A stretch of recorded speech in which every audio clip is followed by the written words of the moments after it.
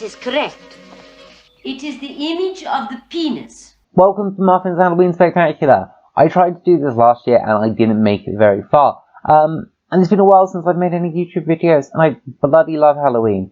So I'm going to enjoy it. I'm going to watch some horror films, play some horror games, and really get into the spooky season. Fucking good. So, what was my spooky activity for today? It was watching The Wicker Man.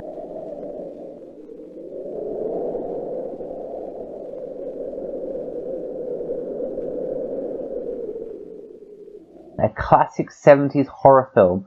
And it was brilliant. A really good watch. The creepy vibes throughout gave me proper heebie-jeebies. As we see, Police Sergeant Neil Howie arrive at creepy Outer Hebrides Island.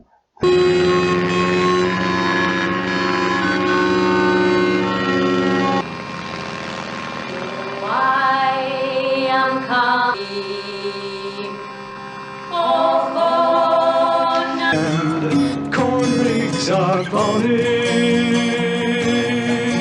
I'll not forget that happy. Filled with a strange cult.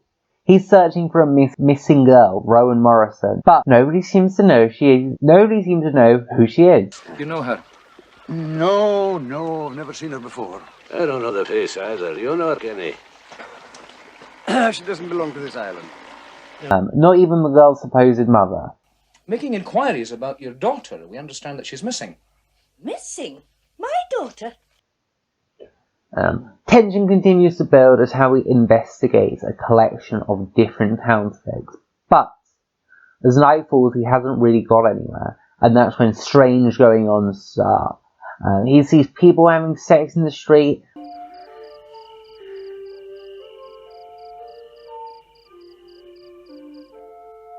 I think there's a girl masturbating on a gravestone, which, you know, definitely normal everyday behaviour. So he heads to the pub to rent a room.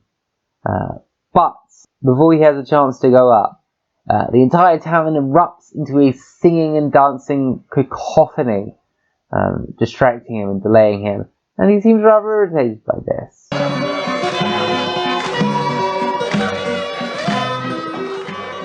I'd like my supper now, please. And it's very, very weird. The whole film has a great musical score and musical scenes and songs and dances, though they are weird as all hell. It has like very almost creepy Charlie and the Chocolate Factory vibes. And a lot of nudity and sex stuff. But yeah, so as Howie heads upstairs, he notices a missing photo from one of the Harvest festivals. And as he tries to bed down for the night, is unfortunately for him greeted by sounds of the barkeep's daughter having sex with a... Another sacrifice for Aphrodite with a... You flattered me a lot. young sacrifice, as some sort of strange fertility ritual goes on in the pagan town. But Howie continues his investigations the next day, heading to the school, where he is greeted by creepy songs, as the boys spin around some kind of tree. From that sea there was a boy, and from that boy there was a man, and for that man there was a grave, and round that grave there grew a tree. Some kind of ribbon tree. He heads inside to find the girls all sat at their desks, one creepy desk empty. They're learning about the strange histories of the island and some of their pagan practices. Not often enough. Miss Rosie, I know. All right then, anybody. That is simple. The phallic symbol.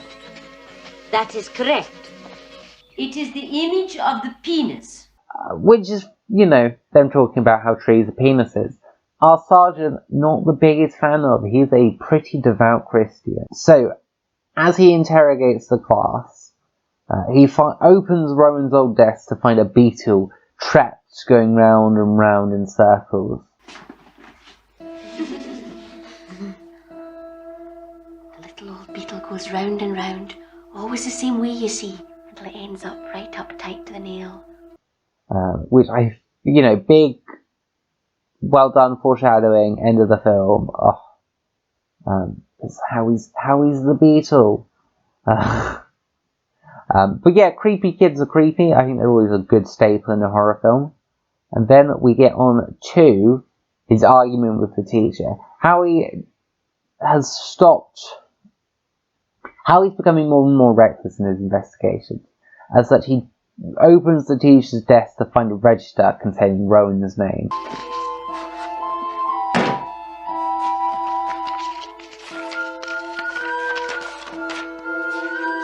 Proof, the first proof he's received that the girl has ever even existed.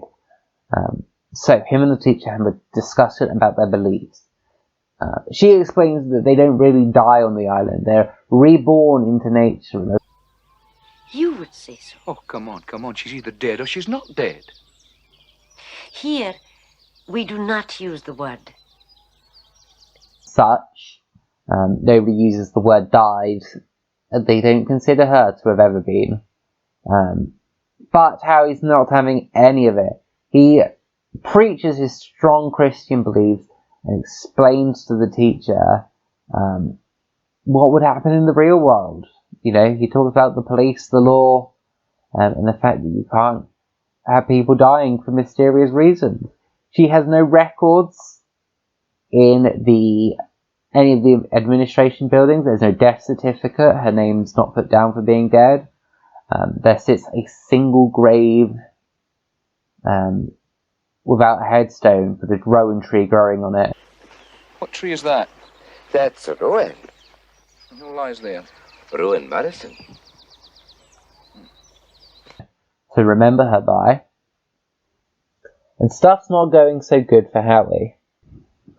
But then we're introduced to the creepy Lord Summerisle, played by Christopher Lee, and he is bloody brilliant. He is a super creepy mastermind. You never know quite what he's thinking, you never know quite what he's planning, and it is ominous throughout.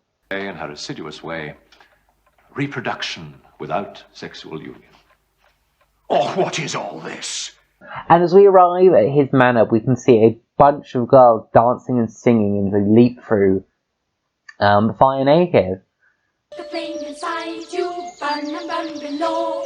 Fire. To try and get themselves impregnated by a fire god. Which, you know, I've made worse life choices, I think. But yeah, as Howie arrives, he's greeted by Christopher Lee's servant. They continue up and have a long conversation. Christopher Lee talks about his grandfather, who was a Victorian botanist who wanted to grow fruit.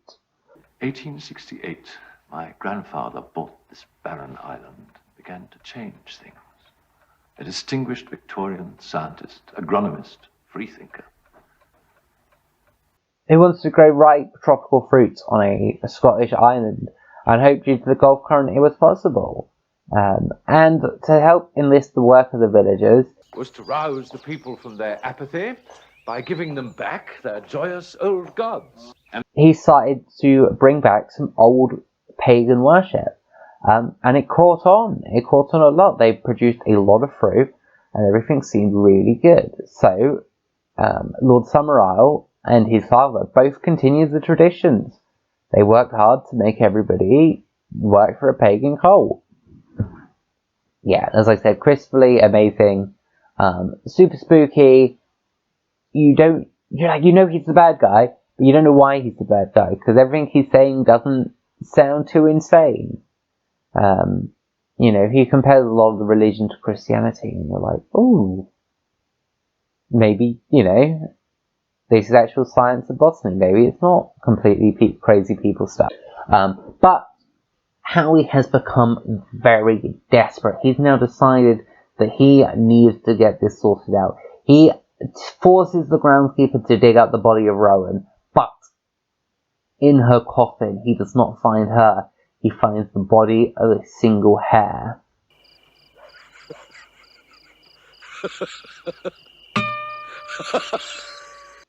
He also decides to break into the creepy chemist's house, a building full of oddities and all sorts. where he goes through a development room and finds the original photo of Rowan. Her harvest had failed, and from the research he's done into the pagan practices, he believes they are going to sacrifice the girl to the pagan gods to bring about a better harvest this year. Howie returns to his seaplane to find that it's no longer working and his radio is being jammed. He breaks into every house on the island trying to find the girl, but to no avail. As Mayday draws near, Howie has one last little rest.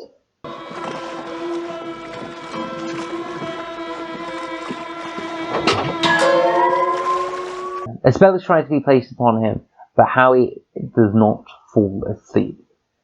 And instead, that'll make you sleep, my pretty sergeant, is able to get behind the innkeeper and is able to take advantage of the situation, knock out the creepy innkeeper and steal his costume so he can infiltrate the festival and save the girl.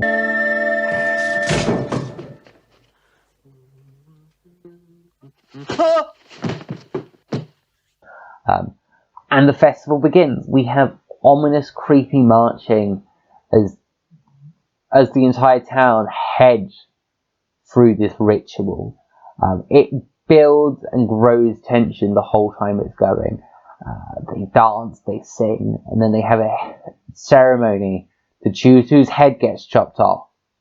And there's truly a moment where you think a girl has died, but twist, it was all part of the act.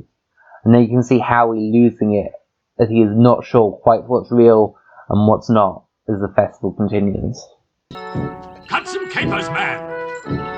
Use your bladder!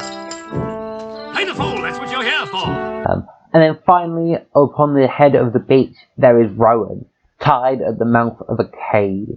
Howie finally breaks from his disguise and charges up to save the girl. It's Rowan.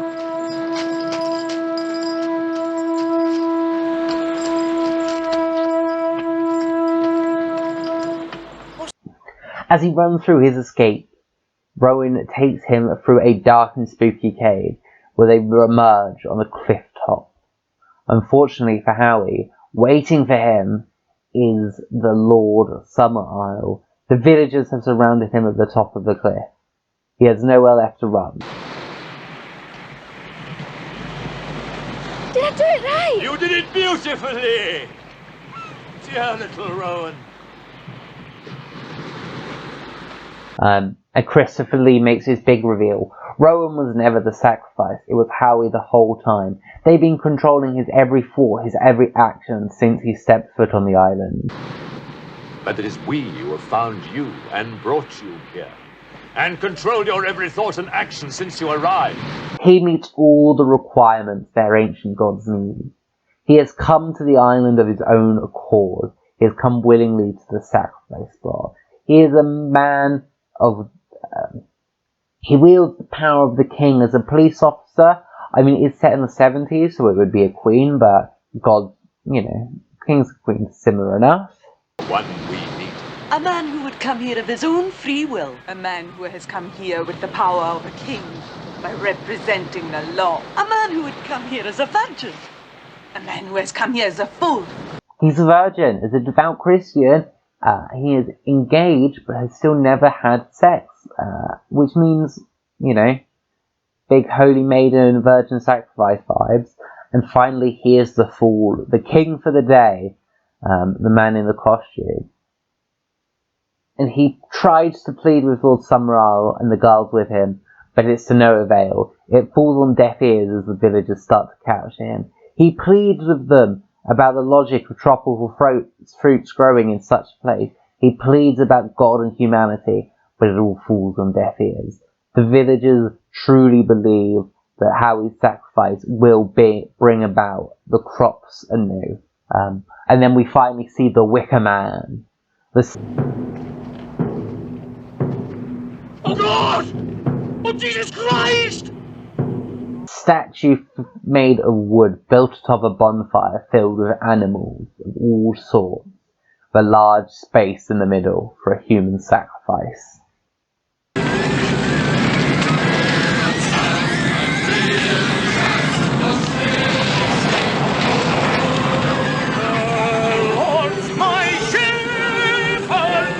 The villagers sing their creepy songs as Harry recites a prayer and slowly burns to death. The head collapses. We see a final shot of the sun, their god they worship to bring about a new harvest. And the film ends. We don't know if they've been pleased. We don't know how his sacrifice happened.